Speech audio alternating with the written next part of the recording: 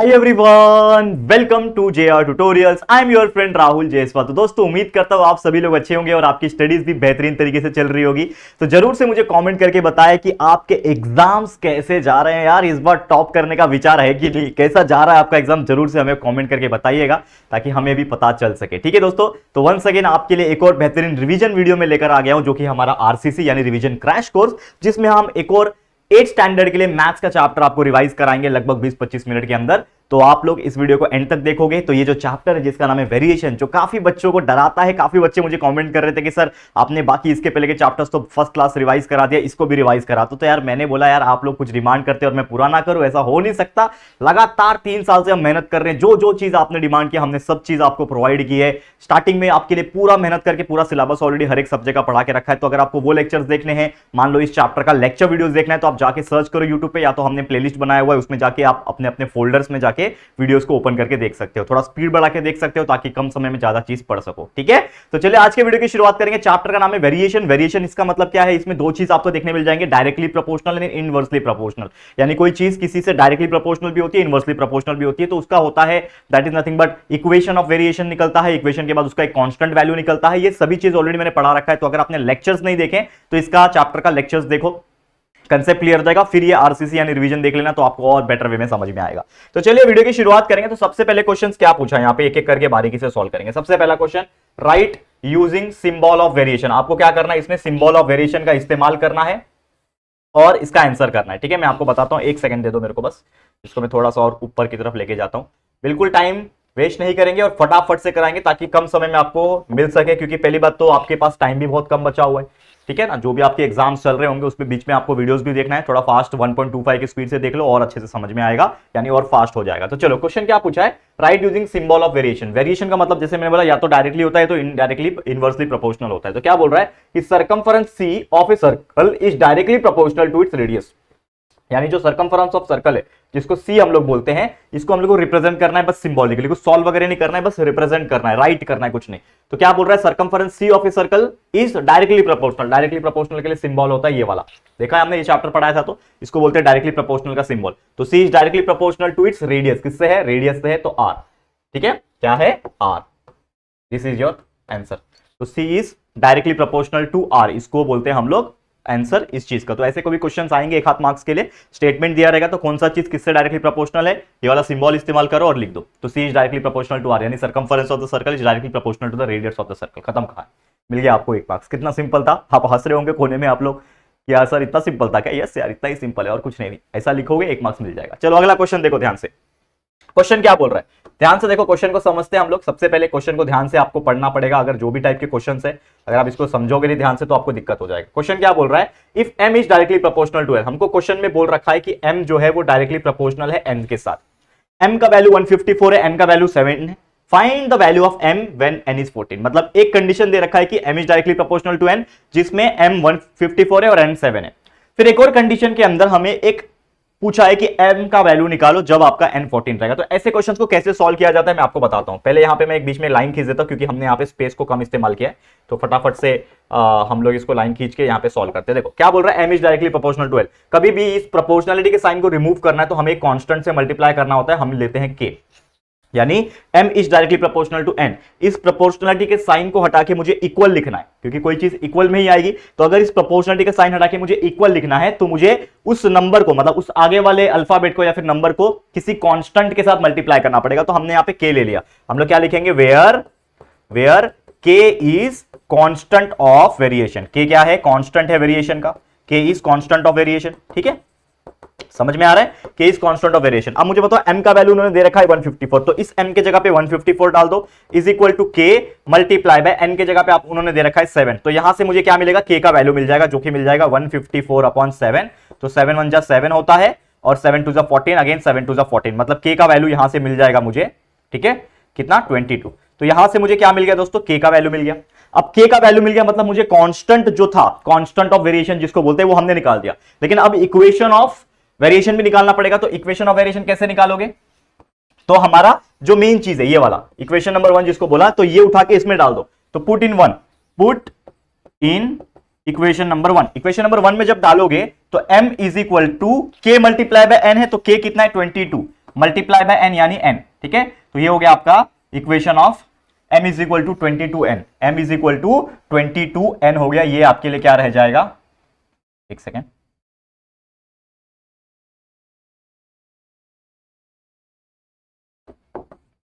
m is equal to 22n, ये क्या हो जाएगा, इसी को हम लोग क्या बोलते हैं, ये आपका बॉक्स बना दो चाहिए तो इस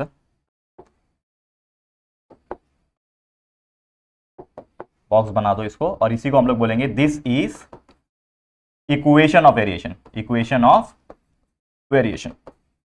समझ में आया? क्वेश्चन आपको कभी कभी ऐसा भी पूछेगा, find the constant of variation, find the equation of variation. तो कभी भी याद रखना, जो आपका m इज इक्वल टू के एन जो आपने लिखा था, या फिर x इज इक्वल टू के वाई रहेगा, या फिर जो भी अल्फाबेट रहेगा उसमें आप बस k का वैल्यू डाल दो और इक्वेशन लिख दो, m is equal to 22n, ये आपका एक इक्वेशन ऑफ वेरिएशन बन गया। अब जो दूसरा सवाल इसी के अंदर पूछा है, क्या बोल रहा है, find the value of m when n is equal to 14। अब मैं क्या करूंगा, यहां पे एक चीज लिखूंगा कि when n is equal to 14, जब आपका n जो है 14 रहेगा तो m is equal to question mark है। तो मुझे पता है इक्वेशन मेरा, तो m कितना है, m is equal to, equation क्या है 22n, तो इस इक्वेशन में 22n है, तो n की जगह पे मैं ये 14 लिख सकता हूं, तो 22 मल्टीप्लाई बाय 14, तो यहां से m का वैल्यू मिल जाएगा जो कि होगा 22 मल्टीप्लाई बाय 14, साइड में कर लेता हूं मैं, करके देखो, 4 2 8, 4 2 8, 0 1 2 2, 1 2 2, 8 0 3 308, आंसर आ गया 308। तो जब आपका n आपका कितना दिया है, 14 दिया है, तो आपका m कितना है, 308 है। तो इस तरीके से हमने आंसर निकाल दिया जो आपको पूछा था क्वेश्चन। सिंपली क्वेश्चन क्या पूछा था कि फाइंड करो m जब वैल्यू n होगा, तो हमने सबसे पहले तो k निकाला, कांस्टेंट ऑफ वेरिएशन निकाला, फिर इक्वेशन ऑफ वेरिएशन निकाला, और इस इक्वेशन की हेल्प से इसमें n का जो वैल्यू 14 दिया था वो पुट किया, तो हमें एक नया m का वैल्यू मिल गया जो कि 308। तो इसी तरीके से बाकी एग्जांपल्स हमें सॉल्व करने, ध्यान से देखना, बहुत ईजी होते हैं ऐसे एग्जांपल्स। चलो क्या बोल रहा है, y varies directly as square root of x। देखो ये क्वेश्चन लॉजिक समझो, y वेरीज डायरेक्टली मतलब y जो होगा वो डायरेक्टली वैरी होगा, ठीक है, this is nothing but directly proportional का symbol. y varies directly as square root of x, मतलब y डायरेक्टली प्रोपोर्शनल है किससे, स्क्वायर रूट ऑफ x से है, ऐसा उन्होंने स्टेटमेंट में लिख के दिया, हमने ये मैथमेटिकल इक्वेशन में बना लिया। सबसे पहले इसको देख के ये बना लिया। हमको बोल रहा है कि जब x आपका 16 रहेगा तो y 24 है, मतलब और x और y का वैल्यू इसके अंदर का दे दिया, ठीक है। हमको बोल रहा है find the constant of variation. देखो आ गया क्वेश्चन, अभी बात कर रहा था ना मैं कि कभी कभी डायरेक्ट क्वेश्चन पूछता है कि कांस्टेंट निकालो और इक्वेशन निकालो, तो वही चीज पूछा है इसमें, find the constant of variation निकालना है, मतलब k का वैल्यू निकल जाएगा, एंड इक्वेशन ऑफ वेरिएशन यानी k का वैल्यू इक्वेशन में डाल के एक नया इक्वेशन बनाना है, कुछ नहीं। इसको कैसे करेंगे, y is directly proportional to x, तो इक्वल लिखना है मुझे, ये प्रोपोर्शनैलिटी का साइन हटा के इक्वल लिखना है, तो इक्वल लिखा मैंने, तो इस चीज के साथ यानी रूट एक्स के साथ मुझे k को मल्टीप्लाई करना पड़ेगा, और k क्या होता है मेरा, जैसे कि आप जानते होंगे, यहां पे हम लोग बोल सकते हैं कि k is constant of proportionality. k क्या है, कांस्टेंट ऑफ प्रोपोर्शनैलिटी, या फिर constant of variation, not proportionality, constant of variation, constant of variation, ये मेरा कांस्टेंट ऑफ वेरिएशन है। अब मुझे पता है कि यहां पे x का वैल्यू है 16, तो y के जगह पे y का वैल्यू है 24, तो y के जगह पे 24 लिख सकता हूं, k मुझे पता नहीं है, ठीक है, मल्टीप्लाई बाय रूट x, मतलब x का वैल्यू 16 है, यानी रूट्स क्या हो जाएगा, 16 हो जाएगा। अब 16 का रूट मैं जानता हूं, 24 is equal to k multiply by 16 का रूट कितना हो जाता है, 4, यानी यहां से मुझे k का वैल्यू मिल जाएगा, तो k is equal to 24 upon 4, यानी कितना आ जाएगा 6, देयरफॉर आपको मिल गया यहां से k का वैल्यू 6। सिंपल था, k का वैल्यू 6 मिल गया, मतलब इन शॉर्ट मुझे क्या मिल गया, आपको क्या मिल गया दोस्तों, ये मिल गया आपको equation of constant of variation जो आपको पूछा था, ये क्या मिल गया आपको, कांस्टेंट ऑफ वेरिएशन मिल गया आपको। एक चीज जो आपको दो चीज पूछा था एक ही क्वेश्चन के अंदर, एक चीज आपको मिल गया k इज इक्वल टू 6 जो कि है आपका कांस्टेंट ऑफ वेरिएशन, ये आपको एक मिल गया। दूसरा एक और चीज पूछा इसके अंदर, ध्यान दो क्या पूछा है, एंड इक्वेशन ऑफ वेरिएशन, तो हम इसको उठा के डाल देंगे इसके अंदर, इक्वेशन नंबर 1 के अंदर। ये आपका जो होता है ना, ये जब आप इक्वेशन बनाते हो इसको इक्वेशन नंबर 1 बोलते हो। जैसे इसको हमने इक्वेशन बनाया था पहला, जब प्रोपोर्शनलिटी का साइन हटाया तो इक्वल आया ना, वैसे प्रोपोर्शनलिटी का साइन हटा के जो इक्वल आया इसको हमेशा इक्वेशन नंबर 1 मान लेने का। तो पुट इन 1, आप क्या डाल दो, इक्वेशन नंबर 1 में इसको उठा के डाल दो, तो आपका क्या बन जाएगा, equation number 1, y is equal to k का वैल्यू कितना है 6 multiply by root x, y is equal to 6 root x, बस आपने k का वैल्यू यहां पे डाल दिया, तो y is equal to, y और x का वैल्यू सेम रहेगा, तो y is equal to 6 root x, ये आ गया आपका answer. This is known as the equation of variation, equation of variation इस चीज को बोलते हैं। तो इस तरीके से हमने constant of variation k is equal to 6 और equation of variation y is equal to 6 root x, ये हमने निकाल दिया, बड़े आराम से निकाल दिया। ये दिखने में हमको बहुत डेंजर लगता है, वेरिएशन के क्वेश्चन लोग ऑप्शन में छोड़ के जाते हैं, बोलते हैं यार हमें हार्ड लग रहा है, हम सर नहीं करने वाले। तो यार क्यों नहीं करने वाले यार, इतना इजी होता है, अगर आप इसको ध्यान से देखोगे तो वाकई में ये बहुत ज्यादा इजी एग्जांपल्स होते हैं, ट्रस्ट में। ठीक है, चलो नेक्स्ट क्वेश्चन पे चलते हैं। अगला क्वेश्चन क्या पूछा है, ये वाला, complete the table. Complete the table के क्वेश्चंस अक्सर एग्जाम में देखने मिल जाते हैं, इसमें 3-4 बार सॉल्व करना होता है। तो देखो सबसे पहले क्या बोल रहा है कि नंबर ऑफ एप्पल्स एक्स है, कॉस्ट ऑफ एप्पल वाई है। इसमें हम लोग को बोल के रखा है, क्वेश्चन जो मैंने लिखा नहीं है, क्वेश्चन में ऐसा बोल के रखा है कि ये जो कॉस्ट ऑफ एप्पल है वो डायरेक्टली वैरी करता है एक्स के साथ, यानी क्वेश्चन में उन्होंने बोल रखा है कि y is directly proportional to x. और वाई क्या है मेरे लिए, वाई मेरे लिए कॉस्ट ऑफ एप्पल है और एक्स मेरे लिए नंबर ऑफ एप्पल है, यानी कि y is directly proportional to x. ठीक है, अब हमको पता है कि y जो होता है वो इज इक्वल टू क्या हो जाएगा, k मल्टीप्लाई बाय x हो जाएगा। और यहां पे हम लोग बोल सकते हैं k is constant of variation. k क्या है मेरे लिए, कांस्टेंट ऑफ वेरिएशन है। समझ में आ रहा है कि नहीं आ रहा है, बहुत इजी है, कांस्टेंट ऑफ वेरिएशन। यहां पे मैं एक और लाइन खींच देता हूं ताकि आप लोग को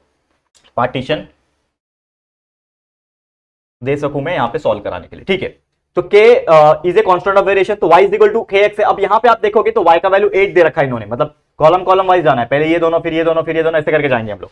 तो पहले क्या y का जगह पे क्या दे रखा है, 8 दे रखा है, तो y इज इक्वल टू 8 है। k मुझे पता नहीं है, x का वैल्यू इन्होंने 1 दे रखा है, तो हम लोग बोल सकते हैं कि यहां से k का जो वैल्यू आ जाएगा वो कितना आ जाएगा, 8/1 यानी 8। तो k का वैल्यू क्या आ गया, 8 आ गया। हमने यहां से क्या निकाल दिया, k का वैल्यू 8 निकाल दिया। अब इससे हम इक्वेशन भी बना सकते हैं, हमारा इक्वेशन ऑफ वेरिएशन। तो ये आपका इक्वेशन नंबर 1 था, बराबर। तो y is equal to 8x, बराबर। हमने क्या दिया, इसको पुट इन 1 डाला, पुट इन इक्वेशन नंबर 1।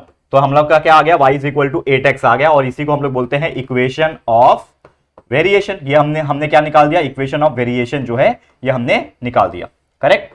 आ गया हमारा इक्वेशन ऑफ वेरिएशन। अब इसी का इस्तेमाल करेंगे और बाकी फटाफट निकालेंगे। चलो हमको क्या निकालना है, पहला ये खाली जगह है ना, जो खाली जगह है उसमें फिलअप करना है हमको। सबसे पहला क्या है, यहां पे आप देखो, इसमें ये y जो है वो 56 दे रखा है, y जो है 56 दे रखा है, y 56 दे रखा है, और हमको यहाँ पे बॉक्स है, मतलब x का वैल्यू क्वेश्चन मार्क है, x का वैल्यू क्वेश्चन मार्क है, इसको सॉल्व करना है। तो y 56 है, ठीक, 8 है यहाँ पे, y is equal to 8x, यही इक्वेशन का इस्तेमाल करूंगा बार बार। तो y is equal to, y 56 है, is equal to 8 multiply by x। x मुझे पता है क्या, नहीं पता है, तो x ये हो जाएगा। तो देयरफॉर यहां पे हम लोग क्या निकाल सकते हैं, x का वैल्यू निकाल सकते हैं, जो कि है 56/8। तो आपका आंसर आ गया 8। तो देयरफॉर हम लोग क्या बोल सकते हैं कि यहां से x का वैल्यू हमें क्या मिल गया, 8 मिल गया।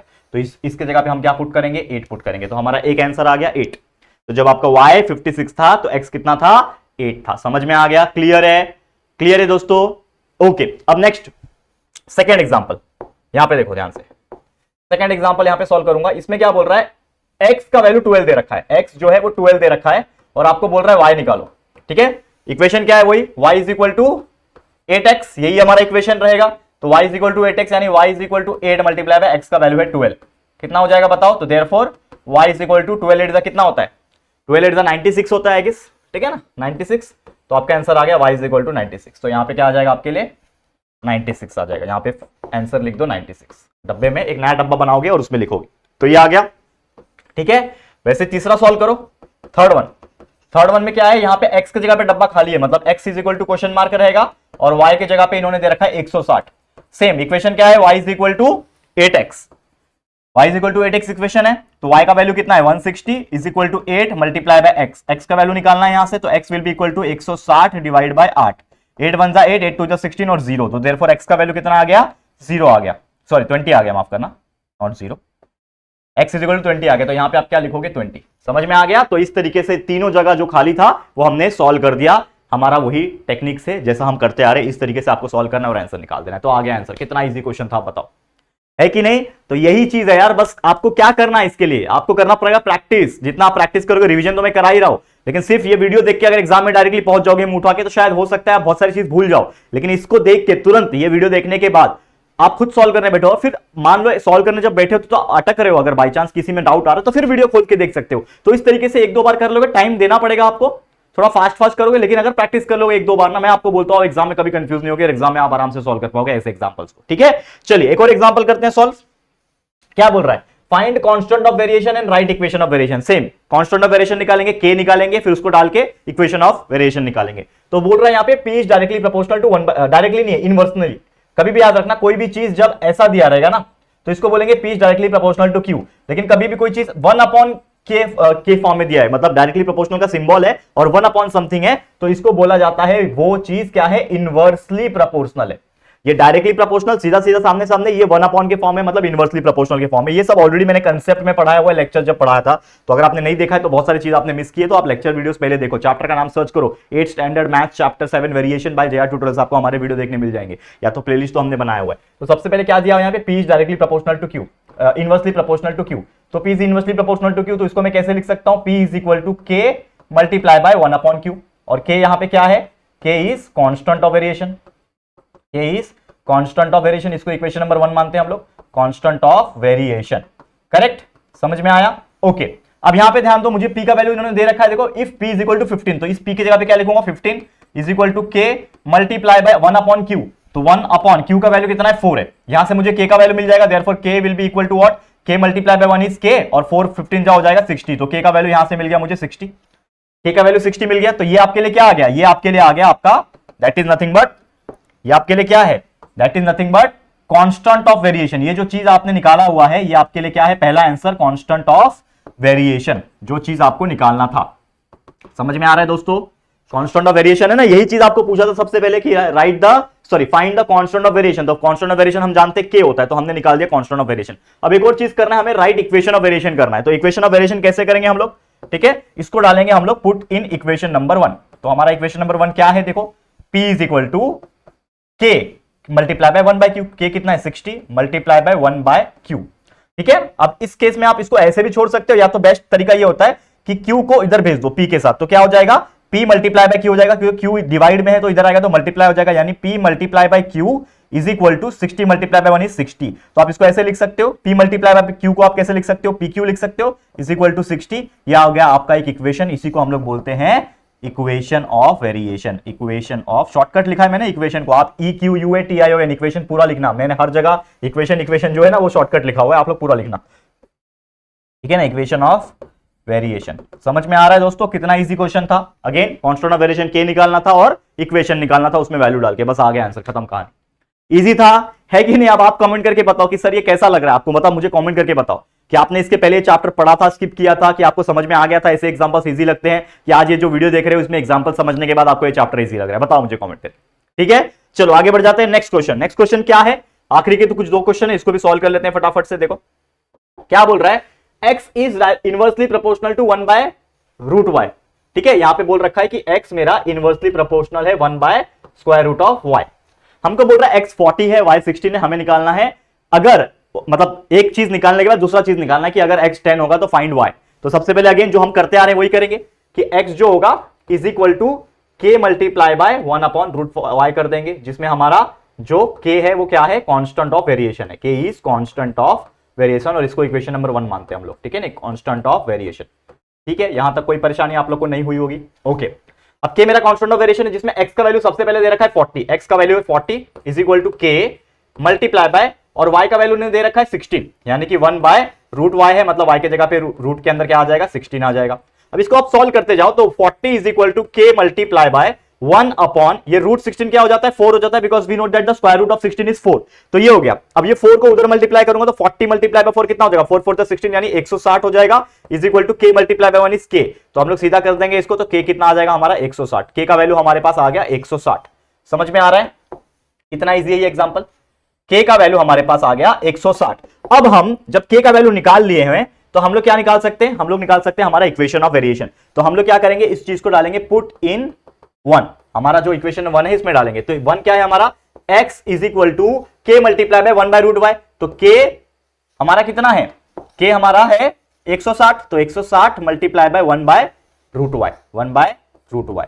तो ये आपका आ गया इक्वेशन, इसको हम लोग क्या बोलते हैं, या फिर इसको आप एक और स्टेप बढ़ा सकते हो, ऐसा कर सकते हो, यहां पे लिखता हूं मैं, यहां पे लिखता हूं, देखो x is equal to 1 by 60 upon root y है ना, यहां पे मैं क्या कर सकता हूं, देखो x इज इक्वल टू ये 1 बाय 60 मल्टीप्लाई बाय 1, ऊपर 160 रहेगा और नीचे आपका रूट y रहेगा। ठीक है, ये आपका आ गया, एक डब्बा बना दो इसको, और इसको नाम दे दो कि ये आपने क्या निकाला है, ये है आपके लिए इक्वेशन ऑफ वेरिएशन। ये आपने इक्वेशन ऑफ वेरिएशन निकाला था, हालांकि ये पूछा नहीं है आपको, लेकिन निकालना पड़ेगा क्योंकि इसी के हेल्प से आपका एग्जाम्पल सॉल्व होगा। अब यहां पे बोल रखा है इफ, यहां पे बोल रखा है कि इफ x का वैल्यू यहां पे 10 डाल दो, इफ x का वैल्यू यहां पे 10 डाल दो तो y is equal to question mark रहेगा, बराबर। तो x का वैल्यू यहां पे 10 डाल दो, तो x की जगह पे क्या लिखोगे, 10 160 अपॉन y अंडर रूट में रहेगा, करेक्ट है। y जो रहेगा वो अंडर रूट में रहेगा। अगर आप देखोगे ये रूट y को उधर भेज दूं मैं, तो ये रूट y अकेला इधर और ये 160 इधर ही था और ये 10 इसके पास नीचे आ जाएगा। ठीक है, एक जीरो कैंसिल, क्या बच रहा है, root y is equal to 16। ठीक है, अब मैं क्या करूंगा यहां पे बताओ, अगर मुझे y का वैल्यू चाहिए, हमको क्या निकालना है, y का वैल्यू, तो हम इसको y को मुझे चाहिए तो मुझे इसका स्क्वायर रूट को हटाना पड़ेगा। तो स्क्वायर रूट हटाने के लिए मैं क्या करूंगा, स्क्वायरिंग बोथ साइड। तो हम लोग क्या करेंगे, यहां पे दोनों साइड इसको स्क्वायर करेंगे। तो जब हम दोनों साइड स्क्वायर करेंगे तो ये रूट y के क्या हो जाएगा, रूट y का बन जाएगा स्क्वायर, और ये 16 का भी क्या बन जाएगा, स्क्वायर बन जाएगा। तो रूट y का स्क्वायर, रूट और स्क्वायर, स्क्वायर रूट और स्क्वायर गेट कैंसल, तो यहां पे बचेगा सिर्फ और सिर्फ y, और 16 का स्क्वायर होता है 256। ये आ गया आपका आंसर। तो y का आंसर आ गया 256। तो जब आपका x का वैल्यू 40 था तो y आपका 16 आ रहा है। तो जब आपका x का वैल्यू कहां गया, हाँ, x का वैल्यू जब 10 था तो y का वैल्यू कितना आ रहा है, 256 आ रहा है। इस तरीके से हमने ये एग्जांपल को आराम से सॉल्व करके दिखा दिया। क्लियर है दोस्तों? तो उम्मीद कर रहा हूं कि आप लोग को ये चीज बहुत अच्छी तरीके से समझ में आ गया होगा। ओके, क्लियर है? क्रॉस चेक कर ले एक बार। ठीक है, ये था हमारा क्वेश्चन नंबर 6 का एग्जांपल। ठीक है ना, एक सेकंड रुक जाओ, मेरे को बस एक सेकंड दे दो, तो हम लोग इसको क्रॉस वेरीफाई भी कर लेते हैं। ठीक है ना, x का वैल्यू ये था 7.5। ओके, क्या चेंजेस है इसके अंदर, अगर आप देखोगे x का वैल्यू, ठीक है ना, y इज इक्वल टू 1/16, 1/4 आ गया। ठीक है ना, 4 4 जब 16 आ गया, y का वैल्यू 16 है, 40 है, x का वैल्यू 40 है। करेक्ट है, क्वेश्चन में हमने कुछ गड़बड़ किया है क्या, x का वैल्यू 40 है। ठीक है, हाँ, x का वैल्यू 40 है, y इज इक्वल टू 16, बराबर है, y का वैल्यू है 16, ये हमने बराबर किया यहाँ पे। If x is equal to 10, y is equal to question mark. Correct, तो हमारा आंसर जो आया है हमारे पास वो क्या आया है, 256। परफेक्ट आंसर है।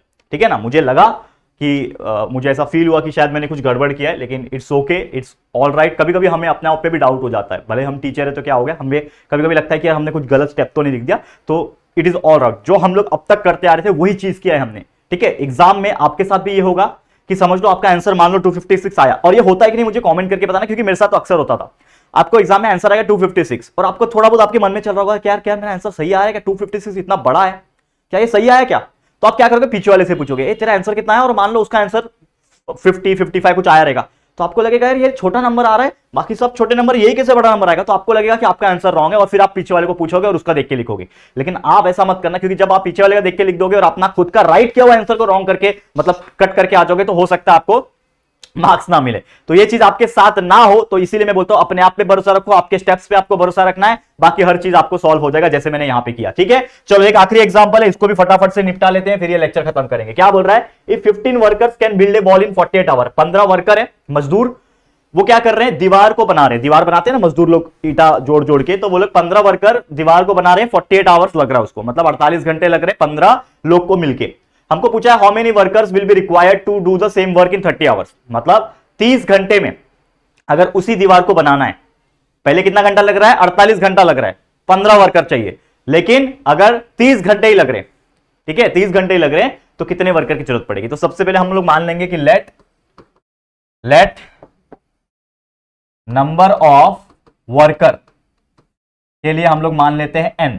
ठीक है, टाइम 48 आवर्स जो लग रहा था, टाइम के लिए मान लेते हैं हम लोग t। नंबर ऑफ वर्कर्स के लिए हमने n मान लिया, और टाइम के लिए हमने क्या मान लिया, t मान लिया। ठीक है, अब क्लियरली बोल रखा है कि वर्कर जो है ये क्या है, इससे ये कर रहे हैं, क्या बोलते हैं इसको, 15 वर्कर मिलकर 48 घंटा लगा रहे हैं। तो सिंपल सी बात है कि जितना वर्कर रहेगा, मतलब एक सीधी सी बात आपको बताओ, मुझे आप लोग खुद ही मुझे कमेंट करके बताओ कि जितने ज्यादा वर्कर रहेंगे उतना ज्यादा क्या हो जाएगा दोस्तों, मुझे बस सिंपल सी बताओ ना। मान लो कि मेरे को एक काम करना है, तो ज्यादा लोग अगर रहेंगे तो वो काम कम समय में हो सकता है ना। मतलब इन शॉर्ट मेरा जो नंबर ऑफ वर्कर है वो इनडायरेक्टली प्रोपोर्शनल है, यानी इनवर्सली प्रोपोर्शनल है 1/t से, यानी कि जितने ज्यादा वर्कर उतना कम समय, जितना कम समय उतने ज्यादा वर्कर। समझ में आ रहा है? तो उसके हिसाब से अब इसको अगर मैं सॉल्व करूं तो n is equal to k multiply by 1/t कर सकता हूं, इसको इक्वेशन नंबर 1 मान के, और k मेरा क्या है, इस constant of proportionality, sorry constant of variation, it is a constant of variation. समझ में आ रहा है? देखो ध्यान से देखना इस चीज को, कांस्टेंट ऑफ वेरिएशन। अब मुझे पता है n का वैल्यू कितना है मेरे पास, देखो बोल रहे हैं 15 वर्कर, मतलब n का वैल्यू मेरे पास 15 है, k है मल्टीप्लाई है 1/t, कितना टाइम लग रहा है, 48 घंटा, यानी 1/48। तो इस तरीके से मैं k का वैल्यू निकाल सकता हूं। तो k is equal to what, 15 multiply by 48। तो यहां पे k का वैल्यू मिल जाएगा। बताओ 15 को 48 से मल्टीप्लाई करो और k का वैल्यू बताओ मुझे कितना आ रहा है, k का वैल्यू कितना आ रहा है। तो करके देखो 48 को 15 से मल्टीप्लाई, चलो 48 मल्टीप्लाई बाय 15 करता हूं मैं, 5 8 40 4 कैरी 5 40 और 4 कैरी मतलब 44, 5 40 4 कैरी 44 मतलब 4 कैरी ना, 5 40 0 4 कैरी, 5 20 24 0 1 8 8 1 4 4 0 12 7 बराबर 720 आ गया, 720 आ गया।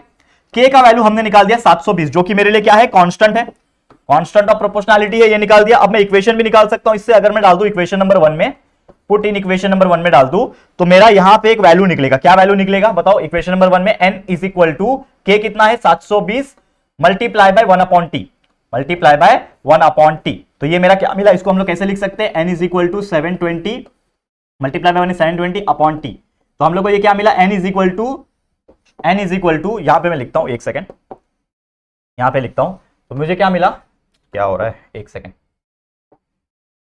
हाँ यहां पे मैं क्या लिख सकता हूं कि n इज इक्वल टू ये 720 multiply by 1 is 720 upon T. ये मेरे लिए क्या है, एक इक्वेशन ऑफ वेरिएशन आ गया, ये मेरे लिए क्या आ गया, इक्वेशन ऑफ वेरिएशन, ठीक है, ये मेरे लिए क्या आ गया, इक्वेशन ऑफ वेरिएशन।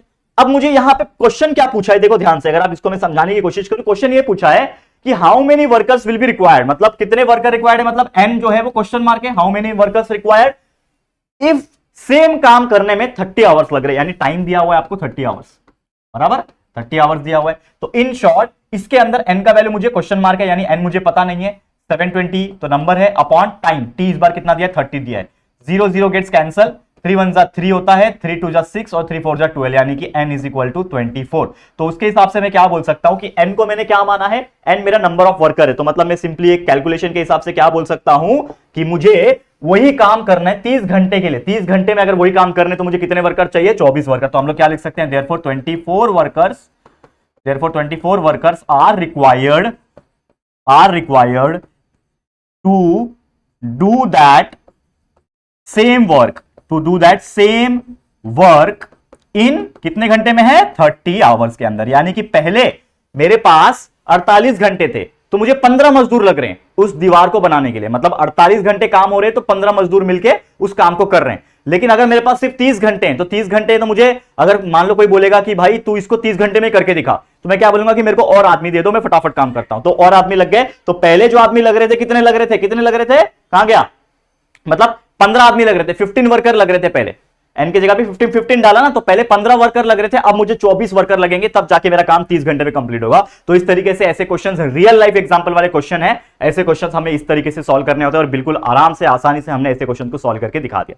क्लियर है, समझ में आ गया? तो बस दोस्तों यही था हमारा आज का लेक्चर, जिसमें हमने ये चैप्टर को बहुत ही बेहतरीन तरीके से रिवाइज करा दिया, और जो इंपॉर्टेंट क्वेश्चन मुझे लगे और जो एग्जाम पॉइंट ऑफ व्यू भी इंपॉर्टेंट थे plus revision point of view important थे, वो सभी चीज को हमने फटाफट तरीके से रिवाइज करा दिया, और उम्मीद करता हूं आपको काफी अच्छा लगा होगा। ठीक है, तो चलो आज के लिए इतना ही, इस वीडियो को एंड करते हैं। उम्मीद करता हूं ये वीडियो आपको अच्छा लगा है, अगर अच्छा लगा है तो प्लीज लाइक करना, अपने सभी 8वीं के फ्रेंड्स तक शेयर कर दो, बताओ यार बेहतरीन तरीके से यहाँ पे रिवीजन चल रहा है, फटाफट से आया और रिवीजन का फायदा उठाए। ठीक है, तो please share, and first time channel पे आए तो चैनल को सब्सक्राइब जरूर से करना, एंड बेल आइकन को भी प्रेस कर देना। ठीक है दोस्तों, तो चलो जल्दी मिलेंगे फिर एक और नई वीडियो में, तब तक के लिए thank you and good bye.